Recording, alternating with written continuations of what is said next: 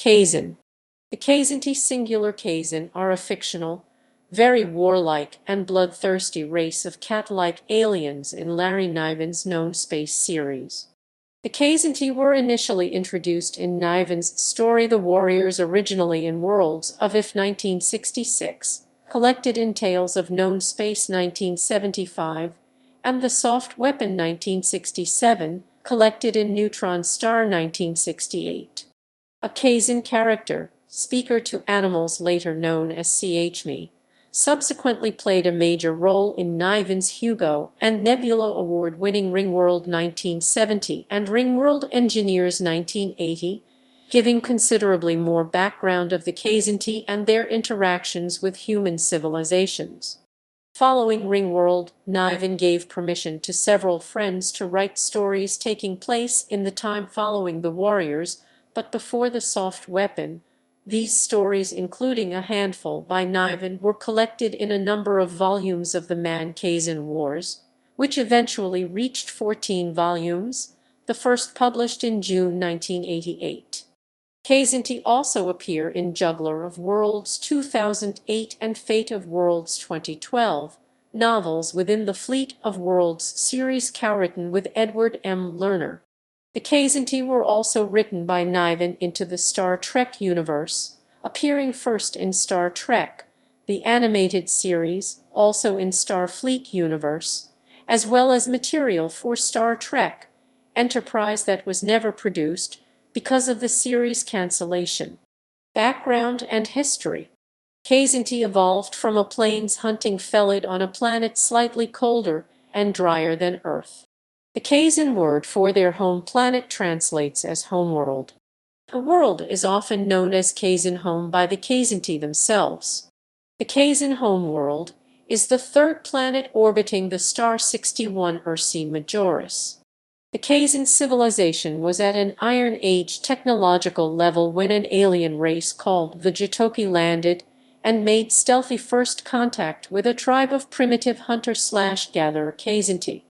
The Jatok were interstellar merchants looking for a species they could use as mercenaries. Once the Jatok had taught the Kzinti how to use high-technology weapons and other devices including spacecraft, the Kzin rebelled and made their former masters into slaves as well as the occasional meal. The crest of the Riet royal family appears to be a bite mark, but is in fact a dentate leaf with the words from mercenary to master written around it in Kzinti script. Kzin society is extremely male-dominated. The leader of the race is called the Patriarch, which is a hereditary title. The Kzinti call themselves heroes or the heroes race, and because they believe themselves to be heroes, their society places a very high value on acting heroic and behaving in a heroic fashion. To Kzin society, heroic means being honorable and having integrity. Kzin honor, called Strak, is similar in many ways to the samurai code of Bushido. Strak serves as almost a sort of currency or favor system. For example, if the Patriarch gets meat from a seller's market stand, the seller gains considerable Strak, which will bring honor to the seller, allowing him to get better customers, in turn leading to more Strak, giving the seller a higher status within the community. Once Kzinti gained access to genetic manipulation technology, they started manipulating themselves in order to bring out the most heroic qualities and recede undesired ones. To this end, because females are not valued except as bearers of children, the male-dominated Kzin society bred most of their own females into subsapiens. Kzinti are often described as anthropomorphic tigers, but there are significant and visible differences. Kzinti are larger than humans, standing around 8 feet 2.4 m tall and weighing around 500 pounds 230 kg. These tiger-sized bipeds have large membranous ears, a barrel-chested torso with a flexible spine, and large fangs and claws. One human gave an apt description of Kzin as 8 feet of death. Unlike some popularly depicted anthropomorphic animals, Kzinti stand on two legs like humans do. They do not have digitigrade or backward-bending legs. Their hands end in three fingers and an opposable thumb, all with retractable claws. Kzinti are covered with a thick coat of long fur that comes in various combinations of orange, yellow, and black. Full black coats are rare. Kzinti tails are naked and are similar in appearance to a rat's tail, and their noses are black. Kzinti ears have fur only on the outside of the ear and only about halfway up the ear itself, usually appear pink, and are shaped like a segment of a Chinese parasol or cocktail umbrella. They are also sometimes described as bat-winged. They can fold back flat against the head for protection during a fight. Kzinti speak in a hissing language called the Haros tongue, which in its written form resembles commas and periods. Kzinti cubs are tested by the black priests. Females are tested for intelligence. The ones who flunk their tests by revealing too high an intelligence are killed. Males are tested for telepathy. The ones who exhibit telepathic ability are forced into addiction of a drug derived from the lymph of an animal called a espondet. Espondet lymph extract significantly increases telepathic ability, but it is addictive and is toxic with long use, causing muscle atrophy and thinning fur.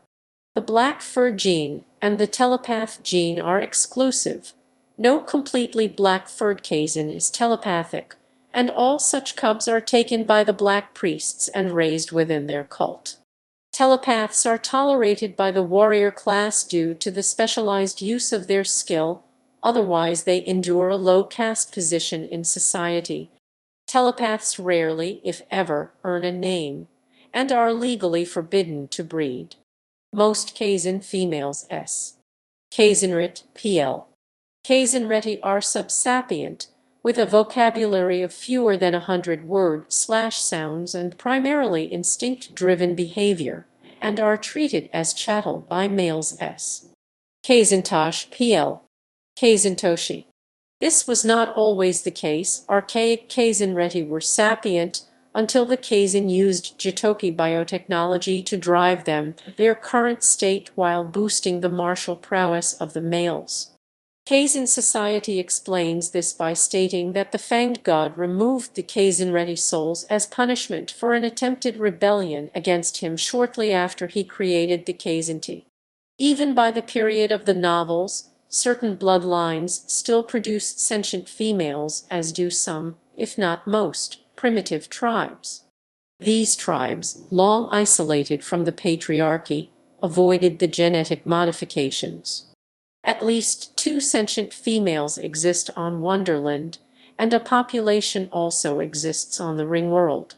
The Kzinti are the first ongoing alien contact that humanity has met within the known space universe.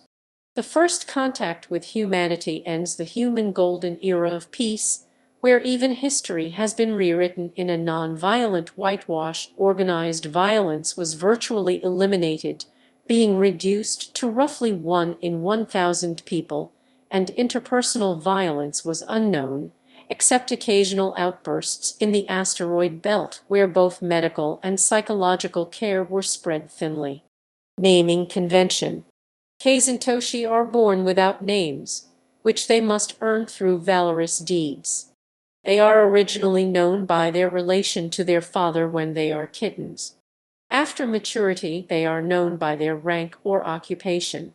A Kzin who has performed a great deed will be granted a partial name by a superior. A further greater deed earns a full name, the second of which is the family name. In rare instances, a sufficiently illustrious accomplishment will earn a nameless one a full name in one fell swoop. An example of this is the granting of a full name to Trainer of Slaves, who single-handedly delivered a fully working hyperdrive to the Patriarchy in the novella The Heroic Myth of Lieutenant Nora Argamentine by Donald Kingsbury, appearing in Man-Kzin Wars VI 1994, thus earning the full name Grofnig. An exception to this rule seems to accrue to the members of the Riet family, who have held the office of Kzinti Patriarch for uncounted generations. These appear to earn names upon reaching adulthood. However, in the 2006 novel Destinies Forged by author Paul Chafe, the heir apparent to the Reed throne, Pouncer, does not receive a name until it is earned by deed. Under normal circumstances, Pouncer would have received his name automatically. However, in his position after the death of his father, earning his name traditionally was essential to establishing his strack as the heir to the patriarchy. Only those heroes who have earned a full name are allowed to breed. There seem to be exceptions to this, such as the reference made to Khazar Commodore's harem in the novella Catspaws by Hal Kolbach appearing in Man-Kzin Wars Roman 11, 2005 despite his not having yet earned a full name. An example of a Kzin's naming transition would be birth description, third son of K'Atral Atrag. Occupation description, weapons technician. Partial name, Frep technician. Full name, Frep Atrag. The Man-Kzin Wars. In several different stories by other authors playing in the universe, we see references to a total of 5 Man-Kzin Wars taking place. The net effect of these wars is summed up by a retrospective comment from Beowulf Schiefer in the short story Grendel. The Kzinti aren't really a threat. They'll always attack before they are ready, because the more certain is one's victory before a fight begins, the less honor is to be had from it. With decreasingly impressive logistical and technological advantages, each Man-Kzin war results in the confiscation or liberation of one or more Kzinti colony planets by the humans. In this way, humanity contacts the Piran and Kdatlino, former slave species, and takes over worlds such as Canyon, formerly Warhead, and Fafnir, formerly Shasht. Several of the stories of the Man-Kzin Wars depict the nearest human colony at Alpha Centauri, called Wonderland, which was occupied by the Kzinti for over 50 years. Eventually, in Ringworld, we learn that the Kzin reverses were deliberately engineered by the Pearson's puppeteers, who lured the outsiders to We Made It in the first place. This allowed the mayor of We Made It to purchase a faster-than-light drive on credit from the outsiders. Once the humans had FTL warships, the Kzinti couldn't defeat the humans in space combat. The puppeteers had hoped that the culling of a quarter to a third of the more aggressive members of the Kzinti with every war would result in a more peaceful race, or at least one that was capable of coexisting with other species without instantly trying to kill and eat them. This shift in Kzin attitudes succeeded spectacularly, although the Kzinti themselves do not think very highly of the changes, nor of the price they paid to achieve them. In fact, a fringe faction of the Kzinti known as the Kdaptists, frustrated with the reversals their race had suffered against humanity, went so far as to adopt the human concept that God had created humanity, not Kzinti, in his image, and that he favors and protects humans over other races. As the puppeteers expected, a form of natural selection occurred, with the more mindlessly aggressive Kzinti dying in the wars with humans, and the more moderate, intelligent, and cautious Kzinti surviving, presumably to think long and hard about the consequences of starting yet another pointless war. By the time the Kzinti attained the level of sophistication and foresight needed to win against humans, they no longer had the numbers or the drive to do so. At one point, Louis Wu, while visiting the Kzin Homeworld and given access to the Kzinti Patriarchy's game preserve, was confronted by a young Kzin and his father. When the youngster asked, "Are they good to eat?" Louis Wu responded with a Kzin grin bearing of the teeth being a Kzin challenge to battle, and the older Kzin responded no. Wu muses that the Kzin have learned that it would be safer for the young Kzin to eat arsenic than a human being. One of the reasons humanity is such a dangerous enemy is the psychological blind spot the Kzinti have toward human females. Since the Kzinti have bred intelligence out of their own females, An inexperienced Kzin is sometimes careless enough to leave human females to their own devices, usually with fatal results to that particular Kzin. It has been further described in the novels that a combat-trained human female is a hero's worst nightmare. The Kzinti term for any particularly competent human female soldier is manrit singular or manready plural, so named out of a sense of gallows humor regarding lethal encounters with same. From the Kzinti point of view, a manrit's stamina, speed, reflexes, pain tolerance, and reasoning capability enhanced intuition by virtue of increased interconnectedness between the left and right halves of the human female brain are far superior to a man's.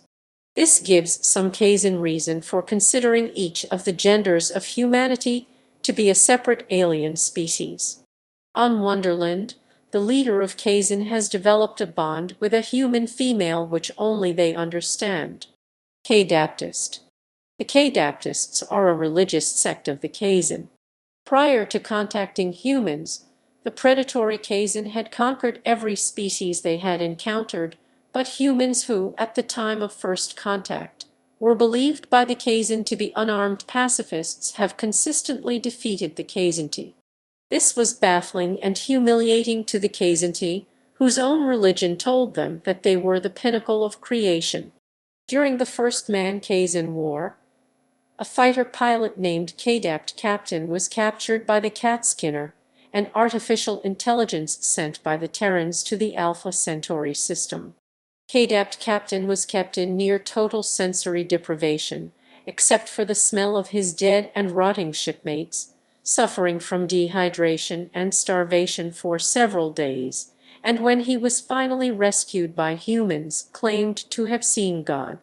Changing his name to Kdapt Preacher, he settled on Wonderland and lived as a hermit, telling whomever he met that God made man, not Kzin, in his own image. He began wearing a mask of human skin during his prayers so that God might think he was one of his human children. By the time of the events in Ringworld, Kdaptism has become a minor, if not tolerated, religion. Speaker to Animals when confronted tells Louis Wu that he was raised by a Kdaptists but that it didn't take. Homeworld. The Kzin Homeworld is called Kzin by all other races save the Kzinti, who call it Homeworld or Kzin Home.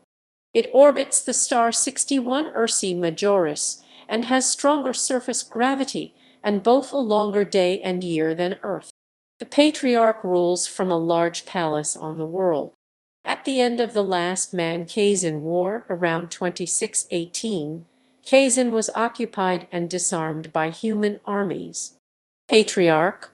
The Kzinti Patriarch is the leader of the Kzin race. As with other facets of the Kzinti culture, natural selection is used to choose the Patriarch through combat. Throughout the range of the known space books, the Patriarchy is held by the Riet family.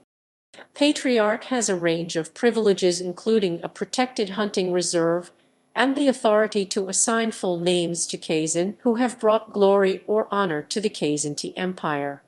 There are in fact two Patriarchs, as the smaller, lost colony of Kzinti on the Ringworld also has a Patriarch, in addition to the main Kzinti Empire.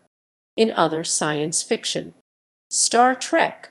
The Kzinti appeared, along with allusions to slavers and stasis boxes, in The Slaver Weapon, an episode of Star Trek, the animated series adapted by Niven from his short story The Soft Weapon.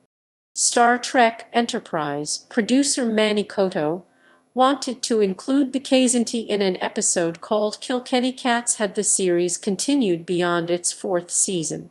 The Kzinti are also mentioned in dialogue in the seventh episode of Star Trek Picard.